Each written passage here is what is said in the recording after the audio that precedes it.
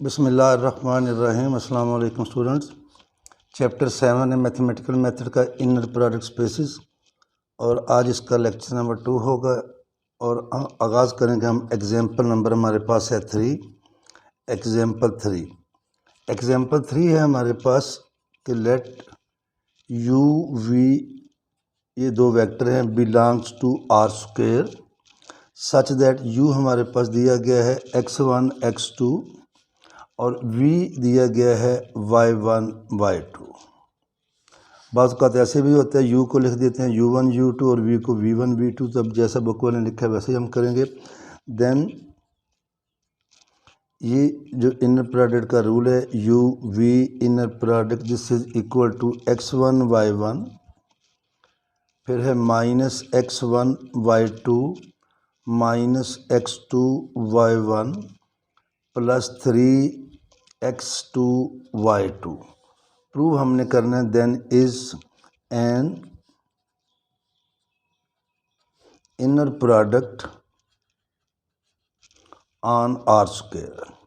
तो प्रूव करना है कि ये आर स्क्वायर पे इनर प्रोडक्ट है। बहुत इजी क्वेश्चन है। तो इसका सॉल्यूशन लेंगे। नंबर 1 हम लेंगे u इनर प्रोडक्ट u या v इनर प्रोडक्ट v भी ले सकते हैं।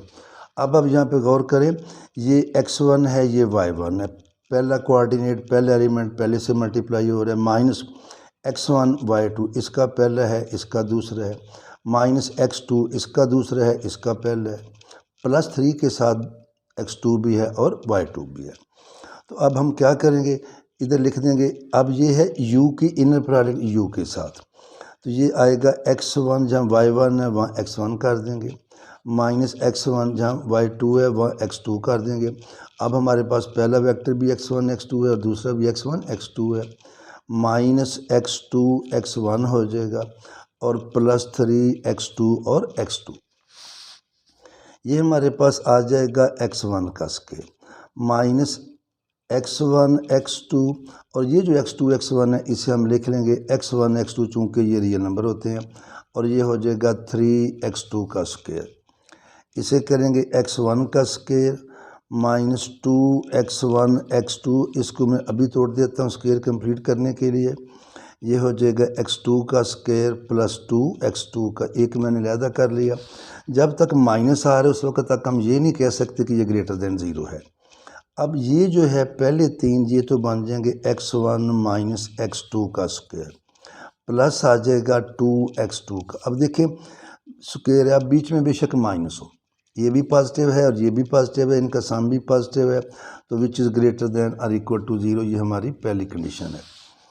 कंडीशन नंबर 2 है, अगर u inner product is equal to 0 तो इट इम्प्लाइज दैट हमारे पास आएगा जो हमने अभी फाइंड किया x1 माइनस x2 का स्क्वायर प्लस 2x2 का स्क्वायर इज इक्वल टू 0। और जब दोनों ही स्क्वायर हैं तो इसका मतलब है दोनों ही अलग-अलग 0 के इक्वल हैं। ये भी 0 है और 2x2 का स्क्वायर ये भी 0 है। इट इम्प्लाइज द, इसको साथ ही कर लिया करें बोथ द इम्प्लीकेशन, क्योंकि वापस तो नहीं आना। तो ये जब इसका स्क्वायर रूट लेंगे x1 माइनस x2 0। अब यहाँ पे 2 तो 0 नहीं है तो x2 का स्क्वायर 0 और इसका स्क्वायर रूट लेंगे तो x2 0 आ जाएगा। अब x यहाँ से देखें x1 किसके इक्वल है, x2 के, और x2 क्या है 0 तो x1 भी 0 आ गया। अब यहाँ पे भी एक बात है कि स्टूडेंट इतना करके छोड़ देता है, स्टूडेंट कहते हैं x1 भी 0 आ गया x2 भी नहीं।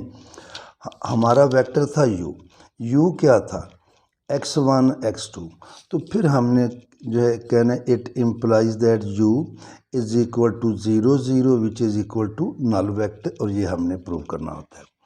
तो हमारे पास आ गया u is equal to null vector. ये इसको मैं थोड़ा सा जो दोबारा लिखता हूँ तो क्लियर हो जाएगा। ये इस तरह करके लिखें कि u is null vector. Number 3 है हमारे पास u v की इनर प्रोडक्ट हमें दी गई है x1 y1 minus x1 y2 minus x2 y1 plus 3x2 और y2। अब इसको हमने लेके आना, this is equal to v inner product u। तो ये होगा y1 x1 minus y two x one minus y one x two plus 3y2 x2। Student इधर ही छोड़ देते हैं, ये भी सही है, लेकिन इसको अगर पूरी तरतीब लगाएं, देखें ये x1 है, ये x1 है, तो उसी तरह मैं ये लिखूँगा y1 x1, इसको मैं पहले लिखूँगा जैसे ये x1 y1 x1 y2 है, माइनस y1 x2, फिर मैं लिखूँगा माइनस y2 x1 और इसे मैं करूँगा 3y2 x2 और ये हमारे पास आ जाएगा v इनर प्रोडक्ट u। फिर हम चलते हैं इसके आखिरी स्टेप की तरफ, चौथा है, और चौथे में आएंगे जब तो वो आएगा हमारे पास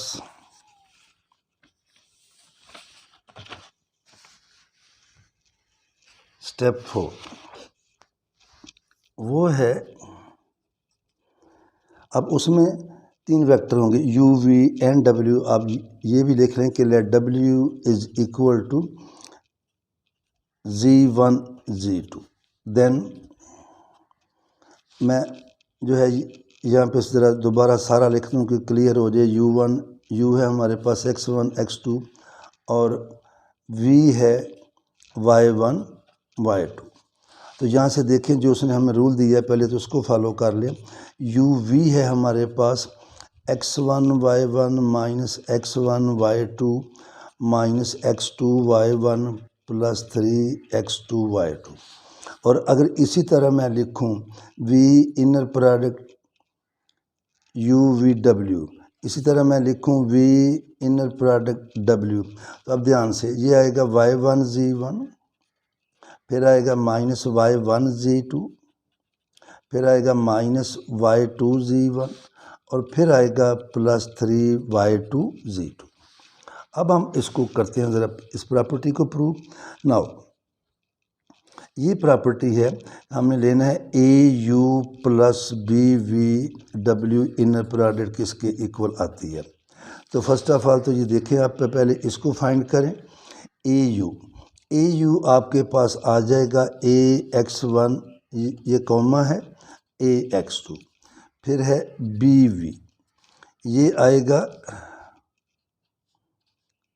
बी वाई वन व बी वाई टू। अब हम इन दोनों को ऐड करते हैं, A you plus B V, ये आएगा A X one plus B Y one, A X two plus B Y two. और इसके साथ ही मैं W लिखता हूँ ज़रा, इसलिए कि आपको समझने में फिर आसानी हो जाएगी। दोबारा मैं लिख रहा हूँ, W है हमारे पास Z1 Z2। अब जब हम इसकी लेंगे inner product a you plus B we डब्ल्यू, देखें इसका पहला लेंगे, इसका पहला लेंगे, माइनस इस, ये पहला आएगा, ये दूसरा आएगा, माइनस ये दूसरा आएगा, ये पहला आएगा, प्लस 3 और ये भी दूसरा आएगा, ये भी दूसरा। तो ये आएगा हमारे पास A X one plus B Y one into Z1 minus A X one plus B Y one into Z2, फिर आएगा minus A X two plus B Y two into Z1 और एंड पे आएगा plus 3 A X two plus B Y two into Z2। अब ये हो जाएगा हमारे पास, इसको मल्टीप्लाई करें तो ये आएगा ए एक्स वन Z1, ये ए जो है ये ब्रैकेट के अंदर था, ये बाहर लिखा गया, A X one Z1 plus B Y one Z1 minus A X one Z2 minus B Y one Z2 minus A X two Z1 और minus B Y two Z1 plus 3 A X two Z2 plus 3 B Y two Z2। अब 1 2 3 4 5 6 7 8 रकमें हैं, 4 में ए आ रहा है और 4 में B आ रहा है। तो जिन 4 में ए आ रहा है मैं उनमें से ए कॉमन ले रहा हूँ, वो ये वाली है, ये वाली है, ये है और ये। तो ये क्या बचा, x1 Z1 minus x1 Z2 minus x2 Z1 और एंड पे आया प्लस 3 x2 Z2। और बाकी जो चारों हैं इनमें से मैं b कॉमन ले रहा हूँ, प्लस आएगा b y one Z1 minus y1z2 minus y2z1 और एंड पे आएगा प्लस 3y2z2। अब देखें ये तो मैंने आपको निकाल के भी दिया है। जब u इनर प्रोडक्ट v था तो वो था x1 y1 minus x1 y2। अब ये आ गया है ये क्या आ गया u इनर प्रोडक्ट w, और ये क्या आ गया है v inner product w। u inner product w ये आएगा x1 z1 minus x1 z2 so on.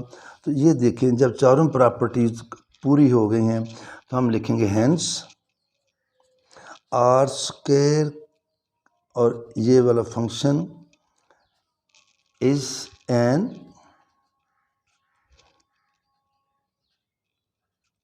Inner product space. तो ये क्या बन गया है, इनर प्रोडक्ट स्पेस बन गई है।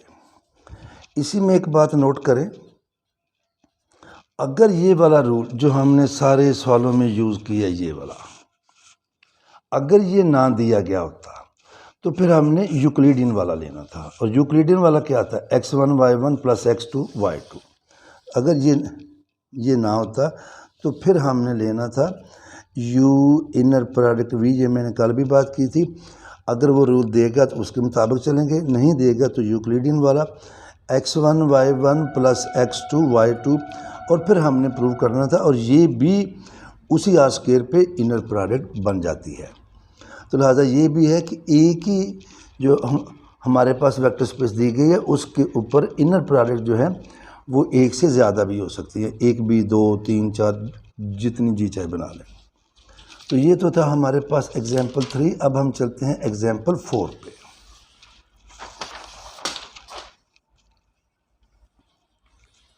और एग्जाम्पल 4 है हमारे पास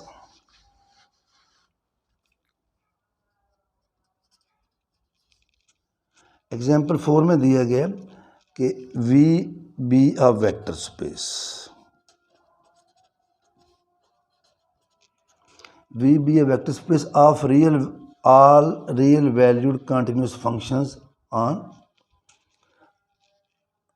of all real valued continuous functions on the interval, continuous functions on a less than or equal to t less than or equal to b, then for f and g, for f comma g belonging to v। Prove हमने करना है कि ये उसने rule दे दिया F G. असल तो ये चीज़ है, बाकी जो लिखे ऊपर इंग्लिश में उसको लिखा रहने दें। A b F of t g of T D t is an inner product on V. तो प्रूव करना है this is an inner product on V. इसके भी चारों प्रॉपर्टीज़ को लेके चलते हैं। नंबर 1 हम ले लेंगे एफ इनर प्रोडक्ट, तो ये आ जाएगा A to B F of T D T, और ये आ जाएगा हमारे पास integral A to B F of T का स्क्वायर डी टी। और जब स्क्वायर आ गया तो this is greater than or equal to 0। Number 2 if F inner product is equal to 0, it implies that integral a to b f square t, ये dt भी इसके साथ लिख लें 0। और आपको पता है डेफिनेट इंटेग्रल है, अगर ये 0 है तो फिर हमारे पास आएगा f square t is equal to 0। और अगर ये 0 है तो it implies that f of t 0 क्या है, f ऑफ t 0। तो लिहाजा हमारे पास आ गया, इसको आप ये भी लिखना, खाली अगर लिखना है f इज इक्वल टू 0 तो ये भी सही है। तो ये इधर आ जाएगा बोथ द इम्प्लीकेशन। अगर ये फंक्शन है इसका इसी के साथ इनर प्रोडक्ट लिया, different integral a to b f square t square, ये 0 आया तो फिर हमारे पास उस वक्त ये ज़ीरो आता है जब पूरे का पूरा फंक्शन ही बजाते खुद ज़ीरो हो जाता है। और जब नंबर 3 लेंगे तो ये तो बहुत ज़्यादा इजी होता है। F inner product g a to B F of t g of T D T, और इसे हम लिख लेंगे this is equal to a to B ji of t f of T D T, और ये हमारे पास आ जाएगा जी इनर प्रोडक्ट एफ। और जब नंबर 4 पे आएंगे तो 4 पे उसी तरह जिस तरह हमने पहले लिया, अब इसको ए एफ प्लस बी जी और तीसरा फंक्शन मैं ले लेता हूँ एच ऑफ टी, तो ये हमारे पास आ जाएगा A to B A F. आपको पता है ये दोनों आपस में मल्टीप्लाई होते हैं, जो उसने रूल दिया हमें ऊपर लिखा हुआ है। तो ये चूँकि इजी था तो ये मैंने अलहदा नहीं करके दिया, plus B ji of T, और सारे के साथ मैं लिखूँगा H of T D T. अब जब इसको मल्टीप्लाई करेंगे तो ये आएगा A to B A F of T H of T D T, और प्लस आएगा बी। अब ये मैंने डी टी लिख लिया है तो मैं फिर अभी ये लिख लेता हूँ, अलग-अलग कर लेता हूँ। पहले मल्टीप्लाई करना था, फिर ये इंटीग्रेशन का साइन अलग करना था, लेकिन चूँकि अब डी टी लिखा गया, A to B B ji of T, और ये आएगा H of T D T. और देखें अब ये क्या है, उसी रूल के तहत ये है एफ इनर प्रोडक्ट एच, और ये है अभी ए मैंने बाहर लेके आना है, इसमें से मैंने बी बाहर लेके आना है, तो ये हमारे पास आ जाएगा फिर